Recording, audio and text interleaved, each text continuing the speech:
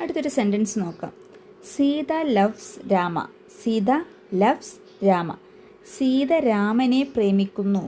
Okay, Sita loves Rama എന്ന് വെച്ചാൽ സീത രാമനെ പ്രേമിക്കുന്നു. ഈ സീത ആരാ? സബ്ജക്റ്റ് അഥവാ കർത്താവ് എന്ന് പറയും. ലവ്സ് എന്ന് വെച്ചാൽ എന്താ? ക്രിയ, അതൊരു വേർബാണ്. ഓക്കെ. രാമ ഒബ്ജക്റ്റ്, അതെന്താ? കർമ്മം. എന്താണ് കർമ്മം എന്നുള്ളതാണ് ആ ഒബ്ജക്റ്റ് രാമ. അപ്പോൾ എന്താ? സീത ലവ്സ് രാമ.